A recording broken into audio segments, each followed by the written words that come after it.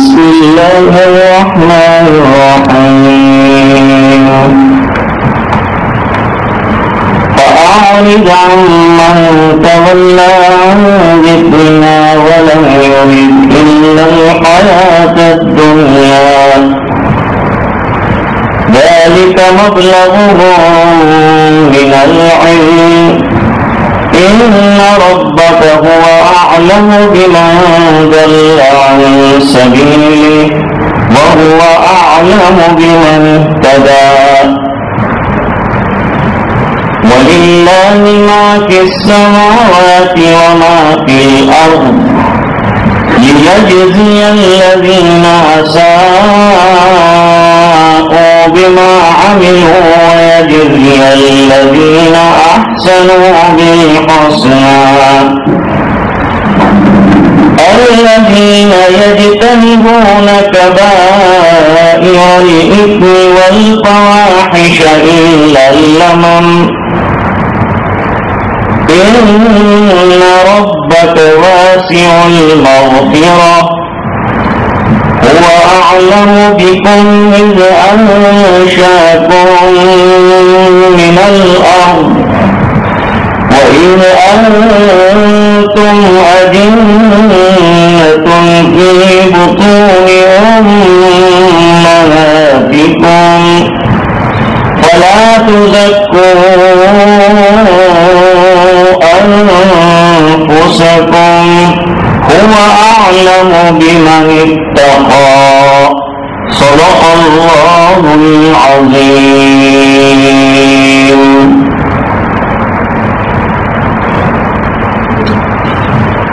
گزشتہ ہفتے مشرکین اور ان کے عقیدے کی کمزوریاں بیان کی اور یہ کہا تھا کہ ان کی عبادت کی بنیاد اور ان کی پرستش کی بنیاد کچے دھاگوں کی طرح ہے جو کسی ٹھوس حقیقت پر مبنی نہیں ہے، بلکہ انہوں نے اپنے ذہنوں میں ایک خاکہ بٹھایا ہے، اس کو صحیح سمجھتے ہیں اور اس کے مطابق عبادت اور پرستش کرتے جاتے ہیں ان بتوں کی، حالانکہ یہ خود جانتے ہیں کہ ان بتوں سے انہیں کچھ بھی حاصل نہیں ہونا ہے۔ یہ تو گزشتہ بات ہوئی تھی۔ اللہ کی یاد سے روگردانی کرنے والے اور حقیقی توحید سے دور رہنے والے، دنیا کی زندگی کو سب کچھ سمجھنا اور آخرت کو نظر انداز کرنے والے، ان کی وعیدیں بیان کر رہے ہیں اور ان کے خیال کی شناخت کو بیان کر رہے ہیں۔ فرماتے ہیں فَأَعْرِضْ عَمَّنْ تَوَلَّىٰ عَنْ ذِكْرِنَا وَلَمْ يُرِدْ إِلَّا الْحَيَاةَ الدُّنْيَا، جو لوگ دنیا اور دنیا کی زندگی کو سب کچھ سمجھتے ہیں، انہوں نے اپنی محنتوں کا میدان ہی اس دنیا کو بنایا ہے، اس دنیا سے آگے وہ کچھ سوچتے نہیں۔ ذالک مبلغهم من العلم، ان کی سوچ اتنی ہے، اس سے زیادہ ان کی سوچ ہے نہیں۔ محدود دنیا، اسی طرح محدود ان کا خیال، محدود ان کی سوچ، محدود ان کی محنت، اس محدود دنیا کے لیے محنت کرتے ہیں جبکہ ان کو بنایا گیا ہے ایک لامحدود عالم کے لیے، آنکھ بند ہونے کے بعد آنے والی زندگی کی محنت کرنے کے لیے اللہ نے ان کو بنایا ہے، اور یہ دنیا دی ہے۔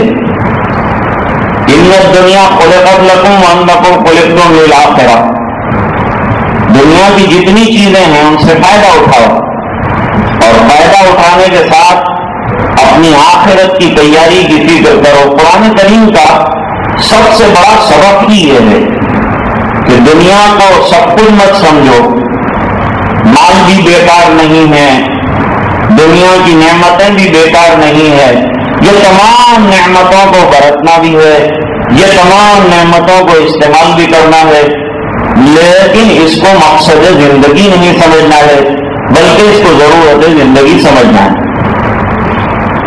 یہ بات حضرات انبیاء علیہ الصلوۃ والسلام کی تعلیم میں بھی ملتی ہے، اور وہ دونوں چیزیں کرتے ہیں، دنیا کو برت کے بھی دکھاتے ہیں اور دنیا میں رہ کے دکھاتے ہیں۔ بعض مذاہب ہیں جن کے پیشوا نے یہ دنیا میں رہ کر دنیا کو ترک کرنا مشکل سمجھا، یوں کہا جنگلوں میں چلے جاؤ، بالکل تیاگ والا جیون اختیار کر لو، ترک دنیا کر دو۔ ایک طبقہ ہمارے اندر بھی ایسا تھا جو 4 ترکی ٹوپی پہنتا تھا، اس کے اندر 4 سلوٹیں ہوتی تھی۔ یہ کیا بتاتے تھے؟ ترک دنیا، ترک مال، ترک زینت، ترک ترک کا خیال بھی ترک کرنا۔ اب یہ بہت اونچا مقام ہو جاتا ہے ان کے یہاں، جیسے ایک تو ہے وہی نفس امارہ، نفس امارہ جس پر گزشتہ بحث کی تھی، ایک سرکش نفس ہے، یعنی جیسا دل میں آئے ایسا کرو، اور جو سمجھ میں آئے وہ کرو، اپنی نفس کی ہر خواہش کی تکمیل کرو۔ نفس برے کاموں کا حکم دیتا ہے، بس چلتے ہی رہو، چلتے ہی رہو، کوئی لگام نہیں ہے اس میں۔ اور آپ جانتے ہیں کہ بے لگام گھوڑا جو ہے مصیبت کا سبب ہے، کوئی بھی بے لگام چیز پریشان کر سکتی ہے۔ جس گاڑی کا بریک نہ ہو وہ خطرے سے خالی نہیں ہے، جس زندگی پر کوئی بریک نہ ہو، جس نفس پر کوئی کنٹرول نہ ہو، یہ نفس خطرناک ہے۔ اللہ والوں کے یہاں یہ کنٹرول ہی سکھاتے ہیں، اپنے نفس کو کنٹرول میں کیسے لایا جائے گا، اور خود تو کنٹرول کر نہیں سکتا، کسی کو سونپنا پڑتا ہے اپنا کنٹرول، تو پھر وہ کنٹرول کرتا ہے۔ بھائی ہمارے پورے مکان کی لائٹ کو کنٹرول کرنے کے لیے کنٹرول پینل لگاتے ہیں، کیونکہ لائٹ اپنے آپ کو خود تو کنٹرول نہیں کرے گی، کوئی کنٹرولر چاہیے، وہ کنٹرول کرتا ہے۔ تو ہم اپنے آپ کو کنٹرول نہیں کر سکتے، کتنا کنٹرول کریں گے کتنا نہیں کریں گے، ہمارے پاس کوئی معیار نہیں ہے۔ کوئی کہے میرے پاس معیار ہے تو اس کے پاس ہوگا، باقی ہم یہ سمجھتے ہیں کہ اللہ والے کے پاس جا کر اپنی بیماری بیان کرے گا تو وہ آپ کو کتنا کنٹرول کرنا ہے وہ بتائے گا۔ حضرت گنگوئی رحمت اللہ علیہ کے یہاں ایک پٹھان آئے، بیعت کروا دیا، توبہ باللہ ہو گئی، رجوع ہو گیا، سب ہو گیا۔ تو پھر وہ پٹھان نے پوچھا کہ خواجہ صاحب آپ نے یہ تو بتایا نہیں کہ مجھے کیا نہیں کرنا ہے، اور وہ تو ہر مسلمان کو معلوم ہی ہوتا ہے کہ کیا نہیں کرنا ہے، اور کیا کرنا ہے وہ بھی اس کو معلوم ہوتا ہے۔ اتنا تو کلمے کے تقاضوں کے ماتحت اس کو معلوم ہونا چاہیے کہ کیا کرنا ہے کیا نہیں کرنا۔ خواجہ صاحب میں جو ہے وہ افیم پیتا ہوں، اور آپ نے یہ افیم سے تو میرے کو روکا نہیں تھا، بھائی میرے اوپر وہی تھوڑی آتی ہے، تم نے بتایا تھوڑا کہ میں افیم پیتا ہوں، تو کہا میں روزانہ افیم پیتا ہوں، اب کیا کروں؟ تو حضرت نے فرمایا کتنی کوانٹٹی پیتے ہو رکھو میرے ہتھیلی میں، تو انہوں نے ایک مقدار رکھ دی، میں روزانہ اتنی پیتا ہوں۔ حضرت نے اندر سے آدھی نکال دی اور آدھی واپس کر دی، کہ اتنی پیا کرو۔ حضرت اتنی پینا جائز ہے؟ جائز تو نہیں ہے، لیکن تمہاری طبیعت چونکہ افیم کی بنی ہوئی ہے، اب اگر اگر نہیں پیے گا تو چکر آئے گا، جیسے گٹکا کھاتا ہے، اب بالکل بند کر دے گا تو چکر آئے گا، صبح میں اٹھ نہیں سکے گا، بیمار رہے گا، کیونکہ تمباکو کا اپنا ایک نشہ ہے اور یہ بھی ایک مستقل پریشانی ہے۔ اور اس کا ایسا ہے کہ اگر نہ پیے تو اور نہ کھائے تو آدمی کو ایسا لگتا ہے کہ میں بے ہوش ہوں۔ وہ جانتا ہے کہ میرا منہ نہیں کھلے گا، چڑیا جتنا کھلے گا، اس کے باوجود کھاتا ہے۔ کھانا بھی میں نہیں کھا سکوں گا، اس کی برائی کو بھی جانتا ہے، پھر بھی کھاتا ہے، عادت سے مجبور ہے۔ اب جو ہے حضرت نے آدھی رکھ دی، انہوں نے پوچھا کہ آدھی جائز ہے؟ آدھی جائز نہیں ہے، تیری طبیعت میں ابھی جو اس کے ساتھ لگا ہوا ہے ایک دن کے اندر ایک دم ختم کر دے گا تو طبیعت پر اثر آئے گا، کہنے لگا طبیعت خراب ہو جائے گا، ہم بیمار ہو جائے گا، تو منظور ہے ہم کو، لیکن ابھی نہیں کھائے گا۔ اٹھا کر پوریا جو ہے پھینک دیا، اور ایک مہینے کے بعد جو ہے حضرت کو ایک بڑا ہدیہ لا کے دیا۔ حضرت ہر مہینے اتنا روپیہ ہمارا اس کے اندر خرچ ہو جاتا، آپ کے ہاتھ پر توبہ کیا، ہمارا اتنا پیسہ بچ گیا، وہ آپ کو ہدیہ کرتے ہیں۔ تو اللہ والوں کے یہاں طے ہوتا ہے کیا کرنا ہے، کتنا کرنا ہے۔ آئے تھے کھانا کھانے کے لیے بیٹھ، بھائی کتنا کھاتے ہو، یہاں تو کھانے پر کنٹرول ہے۔ حضرت ایسے تو عام طور پہ زیادہ نہیں کھاتا، کتنا کھاتے ہو بولو؟ اور یہی کوئی 20 روٹی کھاتا ہوں۔ حضرت نے فرمایا 10 کم کر دو، 10 کھاؤ، تمہارے لیے یہی مجاہدہ ہے۔ ابھی تمہارا کنٹرول یہ ہے کہ 20 سے 10 کر دو، اب 20 سے 2 کر دے گا تو کمزور ہو جائے گا، اس کے اندر تجویز آئی۔ بھائی بتایا کہ اب تلاوت قرآن کرنا ہے، اب مثلاً کسی کو بتا دیا ایک پارا کرو، ایک پارا پہلے دن مشکل ہے تو اللہ والے ترتیب بتا دیں گے، ایسا کرو 5 رکوع کرو تلاوت، دوسرے دن سمجھاؤ نفس کو 1 رکوع اور پڑھا دو، تیسرے دن نفس کو ایک سمجھا کے 1 منٹ 10 منٹ اور پڑھ لے، زیادہ پڑا ہو گیا، پھر سمجھاتے سمجھاتے 1 رکوع اور پڑھو، پھر سمجھاتے سمجھاتے، تو اب جو ہے ایک پارا کیا 5 پارے پڑے گا۔ اور پہلے ہی دن اگر کوئی 1.5 پارا 2 پارا پڑے گا تو پڑے گا تو صحیح، لیکن مداومت نہیں کر پائے گا، تھک جائے گا، چند دنوں میں چھوڑ دے گا۔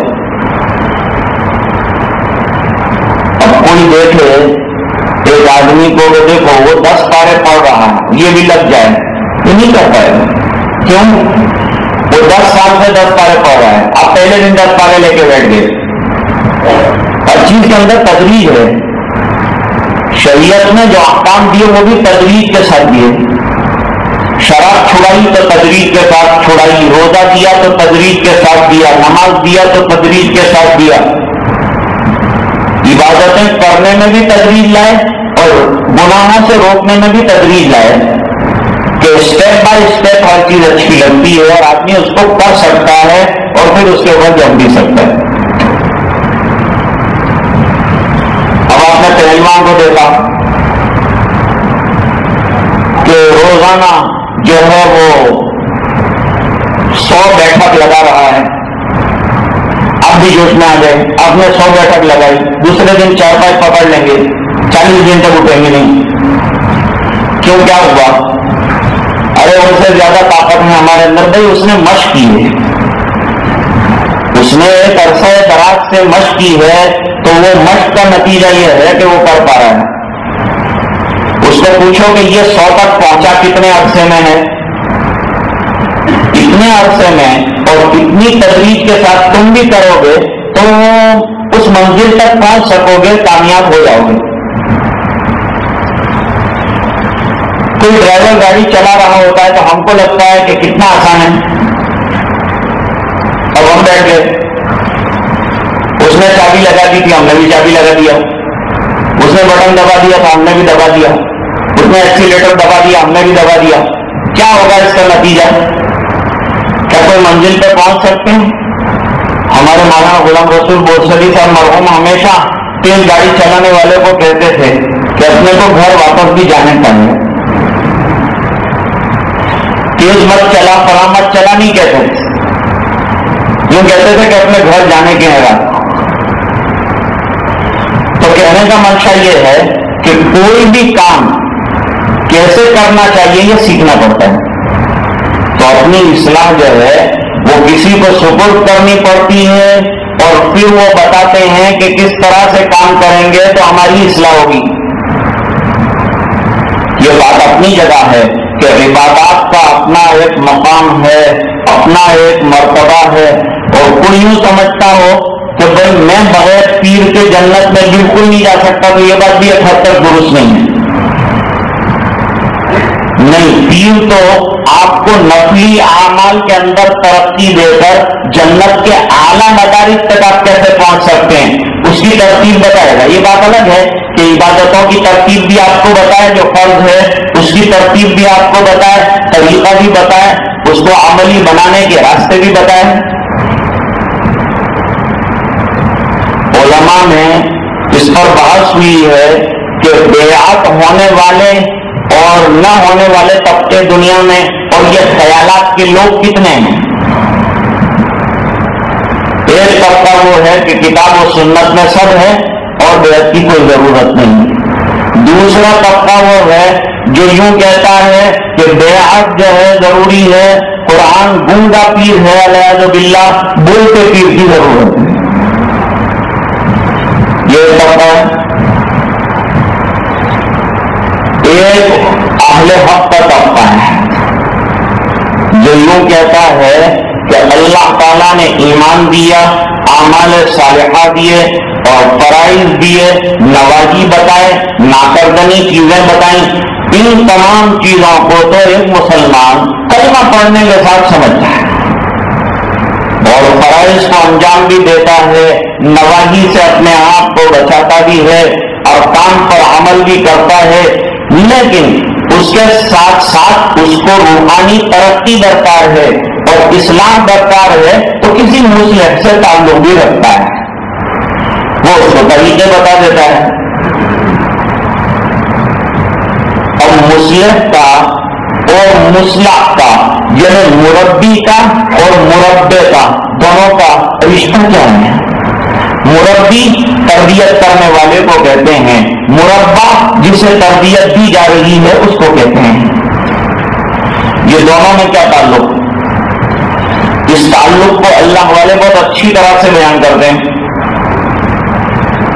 یہ تعلق کی مثال ایسی ہے جیسے کہ ٹنکی، بیچ کا پائپ اور نیچے کا نل۔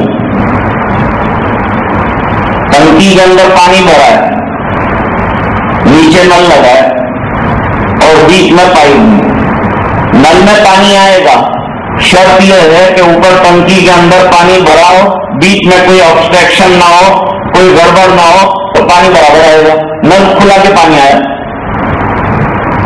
شیخ کی مثال بیچ کے پائپ کی طرح ہے، ادھر فیضان اللہ کی طرف سے ہے، اوپر ٹنکی فیضان کی ہے، بیچ میں واسطہ پائپ کا ہے اور نیچے نل جو ہے مرید ہے۔ بس اب یہ پائپ مضبوط لیکیج والا اور گڑبڑ والا اور کٹ کھائلا اور زنگ والا ایسا نہ ہو، اس کو دیکھو خالی۔ تو پھر جو ہے ٹنکی تو بالکل بھری ہوئی ہے، اب یہ نل بھی ایسا ہونا چاہیے کہ اس کے اندر سے پانی آتا ہو، اس کے اندر کچرا جمع ہو کے اس کا منہ بھرنا ہو گیا ہو، تو پھر اب جو ہے فیض بھی ملے گا اور پانی برابر آئے گا، لوگوں کو بھی ملے گا اور جو کھولے گا اس کو ملے گا۔ اتنا ہمارے مشائخ بتاتے ہیں۔ کام آپ کو کرنا ہے، کام آپ کو کرنا ہے۔ اب لوگ کیا کہتے ہیں، مانو وہ آپ نے دیے تھے نا، ذکر میرے سے نہیں ہوتا۔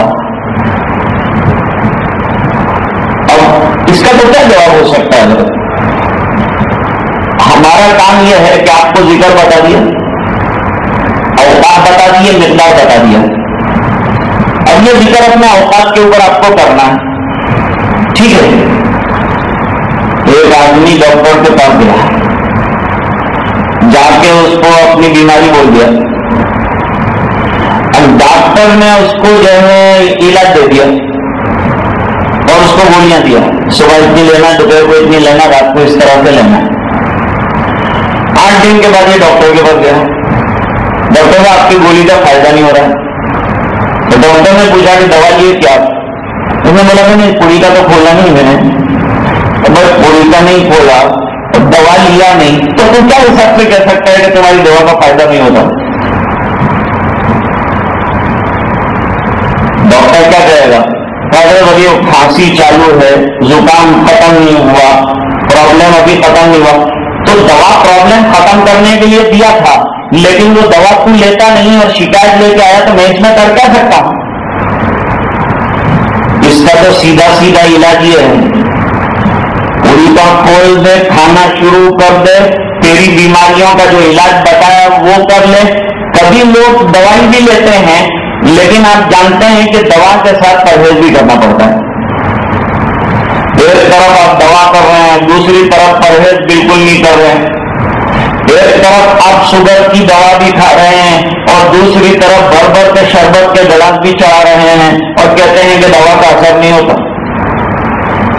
ایک طرف پریشر کہتا ہے میرا کام، دوسری طرف نمک کہتا ہے میرا کام، تو پھر کیا ہوگا؟ دو کام کرنے پڑتے، ایک دوائی پابندی سے لے لو جو طبیب نے بتائی ہو، دوسرا جو پرہیز بتایا ہو وہ لے لو۔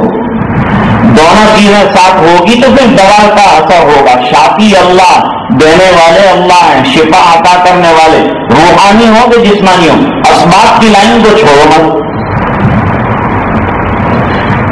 ہمارے یہاں اسباب کو چھوڑنے کو نہیں کہا، ہاں بہت اعلیٰ درجے کا توکل ہو جائے تو سرکار نے کبھی علاج نہیں بھی کیا، تو جو لوگ بالکل علاج نہیں کرنا چاہتے ان کے لیے بھی دلیل ہے سرکار کی سیرت میں، اور جو کرنا چاہتے ہیں ان کے لیے بھی۔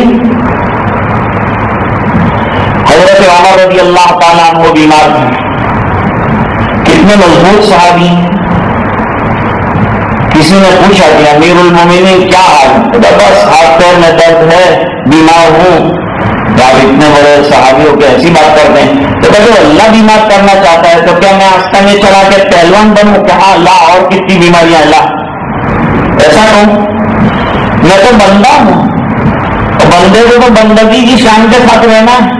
اللہ کی طاقت کا کون مقابلہ کر سکتا ہے اور اس کی قوت کا کون مقابلہ کر سکتا ہے اور کون اس کی آزمائشوں کے مقابلے میں اتر سکا ہوں؟ تو یہ دعا کرنی اللہ آزمائش کے قابل ہی نہیں ہے، تو کمزور ہے۔ اسباب کو اختیار کیا۔ حضرت یوسف علیہ السلام والے واقعے میں جب حضرت یوسف علیہ السلام نے کہا کہ دوسری مرتبہ اپنا دوسرا بھائی بنیامین ہے اس کو بھی لے کے آنا، تو یہ سب بھائیوں نے مشورہ کیا اور ابا جان کے پاس گئے اور ابا جان کو سمجھا کہ آ وقت اللہ نے بھی اپنے ہاتھوں لے جو پڑے کیوں کہ تاکہ بادشاہ کیوڑا ہونے چاہیے تو ایک وزن ہو چو آپ ہے۔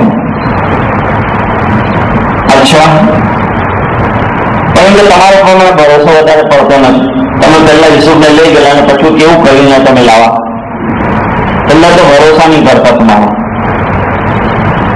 کہیں گے تم اللہ کے واسطے ہمارے اوپر بھروسہ کرو، دیکھو ہم حالات سے دو چار ہیں ایسا نہیں کریں گے۔ تو حضرت یعقوب علیہ السلام نے ان کو رائے دی، دیکھو ایک دروازے سے مت داخل ہونا مصر میں، الگ الگ دروازے سے داخل ہونا۔ وَادْخُلُوا مِنْ أَبْوَابٍ مُتَفَرِّقَةٍ، ایک دروازے سے مت داخل ہونا، الگ الگ دروازے سے داخل ہونا۔ کیوں بھائی؟ یہ اسباب کے اعتبار سے حکمت اور مصلحت کو مد نظر رکھا اور یوں کہا کہ جو مقدر ہے وہ ہوگا، لیکن تدبیر جو ہے اس کو اختیار کرنا ہے۔ تم بڑے حسین ہو، کہیں نظر سب کی ایک ساتھ سب حسین آئیں گے تو ایک دم نظر کہیں لگ نہ جائے۔ دوسرا ہے کہ پہلی مرتبہ تم بادشاہ کے دربار میں بڑے مقرر رہے تو کچھ لوگ موقع کی تلاش میں رہے اور تم کو ایک ساتھ نقصان نہ پہنچا دیں۔ ہمارے دوست کہتے تھے کہ پیسے ایک جیب میں سب مت رکھو، الگ الگ جیب میں رکھو، کہ کہتے تو کم سے کم دو جیب کے باقی رہیں گے۔ ورنہ اللہ ہو جاؤ. تو یہ اسباب کے اعتبار سے اور مصلحت کے اعتبار سے بات بتائی جاتی. اب یہ نفس کو کنٹرول میں کرنا کیا ہے؟ یہ اللہ والوں کے پاس سیکھنا پڑتا ہے جا کر. جو بہت بولتا ہے اس کا علاج یہ ہے کہ خاموش کر دیا جائے. جو خاموش ہے اس کو بولنے کی ترکیب بتا دیتے ہیں کہ تم کو اتنا بولنا ہے. کہاں کیا علاج دیا جائے گا یہ بیمار کی حالت کے اعتبار سے ہے. بیمار کو اگر نزلہ ہے تو گرم دوائی دیا جائے گا. بیمار کو پہلے سے باڈی کے اندر گرمی ہے تو ٹھنڈی دوائی دیا جائے گا. اب یہ حکیم کے اوپر ہے, طبیب کے اوپر ہے کہ وہ مزاج شناس ہے, اس کے اعتبار سے وہ دوا دے. ایک اللہ والے کا واقعہ لکھا ہے. دیکھو نفس کو کنٹرول کرنے سے کیا دیتے اللہ؟ نفس کو کنٹرول کرو تو اللہ دنیا میں بھی اس کا فائدہ دیتے ہیں. تو اللہ والا بیمار تھا, بہت علاج کیا, کوئی فائدہ نہیں ہوا. لوگوں نے بتایا کہ ایک ऋषि मुनि है कोई, वो जंगल में रहता है, इलाज में कुछ नहीं करता, खाली में देख लेता है आदमी अच्छा हो जाए, कितनी भी बीमारी हो, लेकिन एक नजर उसकी पड़ती है कि अच्छा हो जाता है.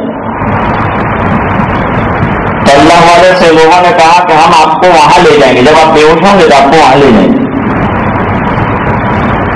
उसने कहा देखो ये आदमी का ठिकाना नहीं मालूम, नहीं कोई जंतर मंतर करता होगा, खिलाफ शरीयत कोई अमल करता होगा, मुझे ऐसी तंदुरुस्ती मतलब नहीं जिसमें मेरा ईमान चला जाए. सेहत तो मुझे चाहिए, तंदुरुस्ती तो चाहिए, लेकिन अकीदे जख्मी हो और मैं तंदुरुस्त हो जाऊं मुझे मंजूर नहीं. ऐसा कोई शिरकिया इलाज मुझे नहीं करना है.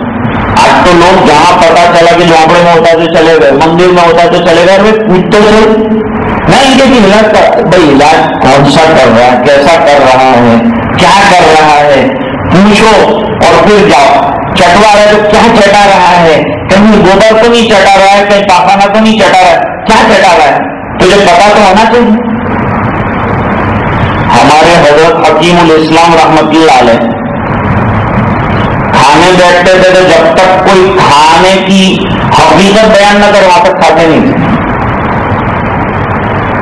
जो भी डिश सामने आई तो पूछते थे भाई ये है क्या, क्योंकि आवाम को मालूम नहीं होता कि क्या जायज है क्या नहीं जायज है.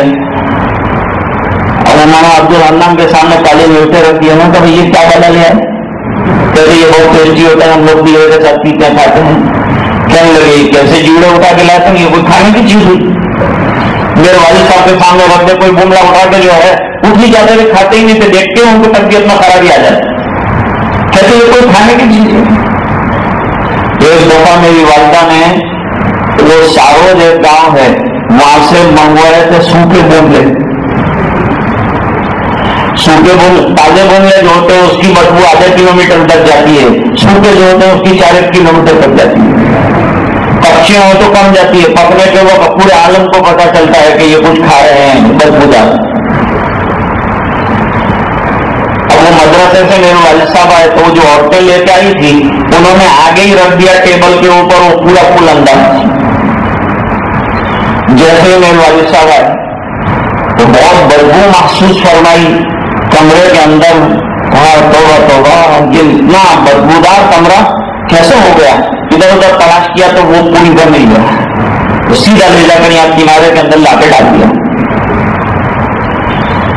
और वो मेहमान औरतें चली गई. उसके बाद वो तलाश की उसकी, वो बोमले लाई थी, वो कहाँ है.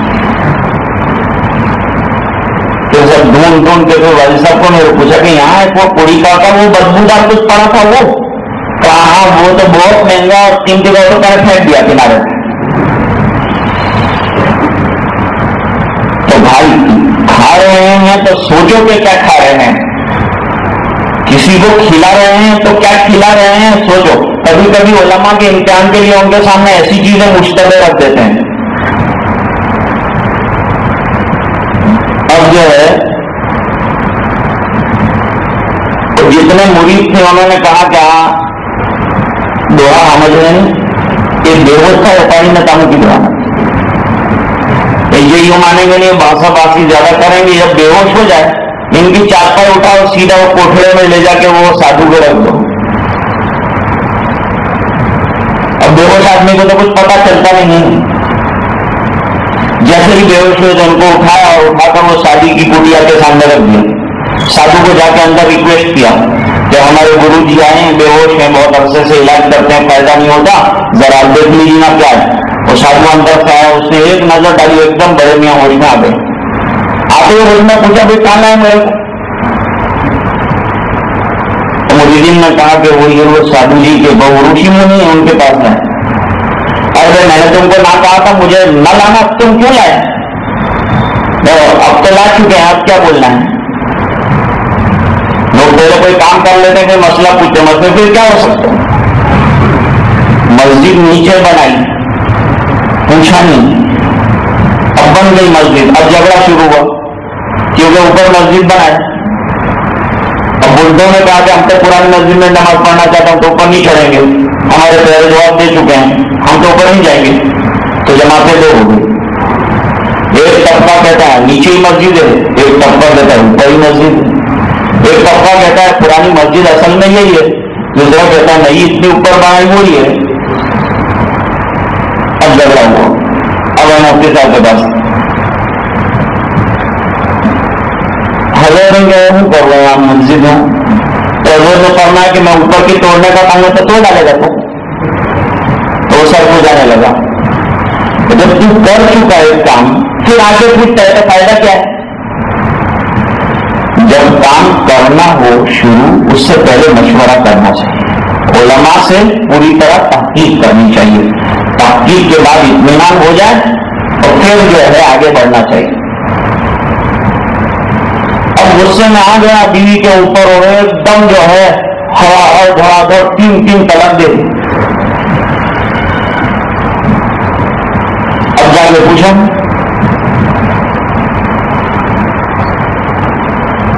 حضرت میں نے طلاق دیا. حضرت تو بہت اچھا کام کیا اچھا کام کیا. ہاں اور کیا تم فری ہو گئے اور وہ سامنے والے بھی فری ہو گئے. حضرت اصل میں میرے کو بہت غصہ بہت آ گیا تھا. کیا تو غصے میں آدمی طلاق دیتا ہے محبت اندر تو آدمی نہیں کیا کرتا ہے. تو اچھا وہ غصہ تم کو آیا تم نے دیوار کے اندر سر نہیں توڑا رشتہ توڑ ڈالا تم نے. بیچاری وہ کمزور تھی اس کو تو کچھ کہہ سکتی نہیں تم کو تو تم نے اٹھا کے طلاق دے دی. چلو زیادہ تو نہیں دیا نا. نہیں زیادہ نہیں ہو تو ان کے میرے پڑوس والے نے تو 2 ٹرک بھر کے دیا تھا میں نے تو 3 دیا ہے. تو چلو اچھا ہو گیا جب تمہارا کام بالکل بیڑا پار ہو گیا. ہاں ہو گیا نا میرا بیڑا پار. تو کیا ہوا حضرت یوں ہوا کہ اب جو ہے بالکل نکل گئی. تو تم نے بولا نا کہ بیڑا پار ہوا اس میں بیڑا اس طرح سے پار ہوتا ہے.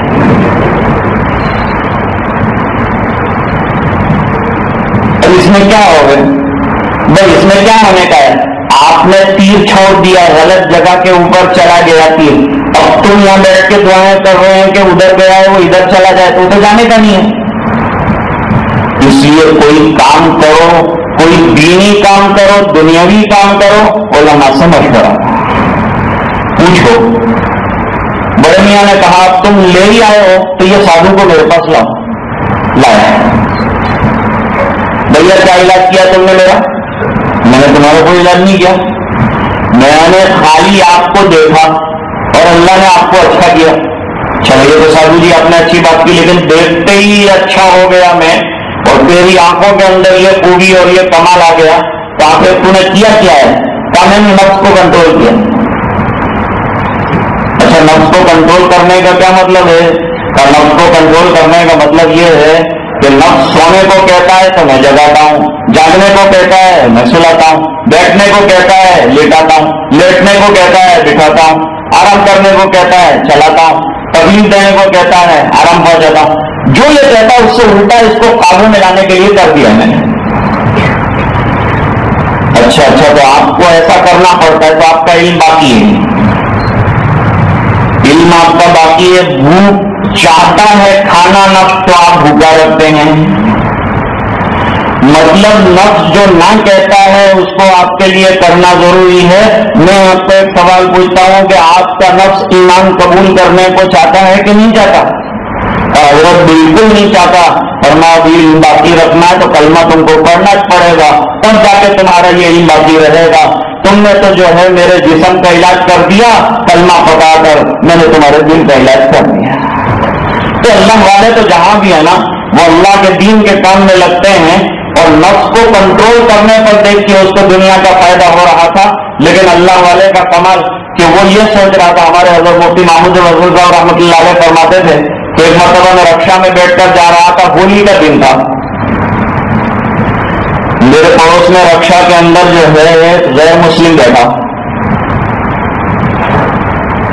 وہ غیر مسلم نے کہا کہ ملا جی تم باہر کے حصے میں بیٹھو، میں اندر کے حصے میں بیٹھتا ہوں، کیونکہ میرا ٹیکا لگا ہوا دھوتی دیکھ کر سب میرے اوپر پچکاری چھوڑیں گے، میرا کپڑا رنگین کر دیں گے. تم کو دیکھے گا مولوی ہے مسلمان ہے تو کوئی جو ہے میں بھی بچ جاؤں گا آپ کے بہانے سے. حضرت نے کہا منظور ہے، میں باہر بیٹھ جاتا ہوں، تو اندر بیٹھ جا. بیٹھ گئے. اب وہ ایک اسٹیشن آیا، وہاں وہ اترا. اس نے کہا کہ منی جی آپ کی وجہ سے جو ہے میں بچ گیا اور میری حفاظت ہوگی، ورنہ میرے کپڑے رنگین ہو گئے ہوتے، اتنے اچھے کپڑے پہنے میں نے. تو حضرت نے مسکراتے ہوئے کہا یہ تو 10 منٹ بیٹھا ہے تو دنیا کی مصیبت سے چھوٹ گیا، اور کچھ دیر اور بیٹھ جائے گا جہنم کی مصیبت سے بھی اللہ چھڑا دے.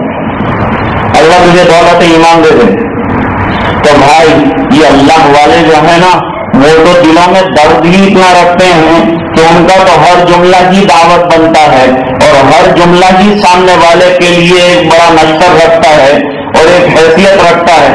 خیر میں عرض کر رہا تھا کہ اہل اللہ کے پاس جانا کیوں ضروری ہے؟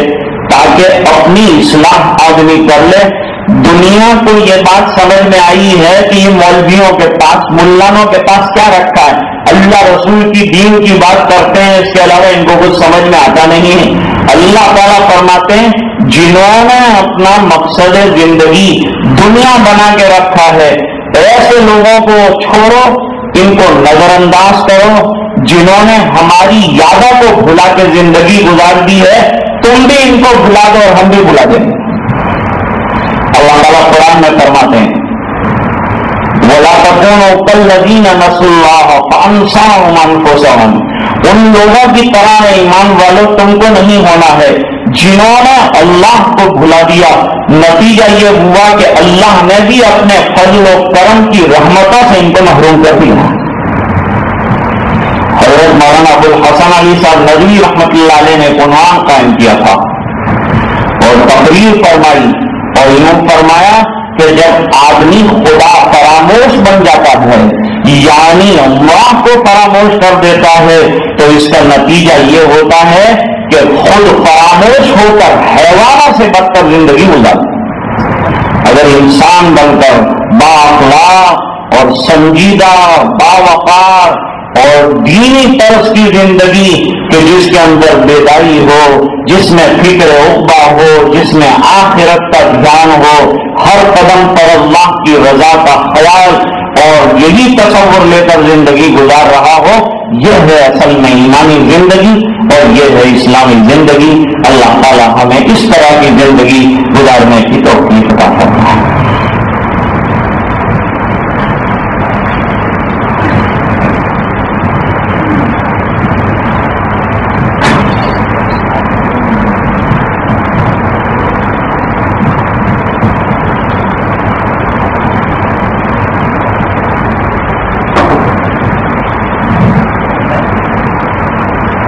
سکلین بائی تار والوں کی نواسی بیمار ہیں، اسپتال میں زیر علاج ہیں، دعا کی درخواست کی گئی ہے.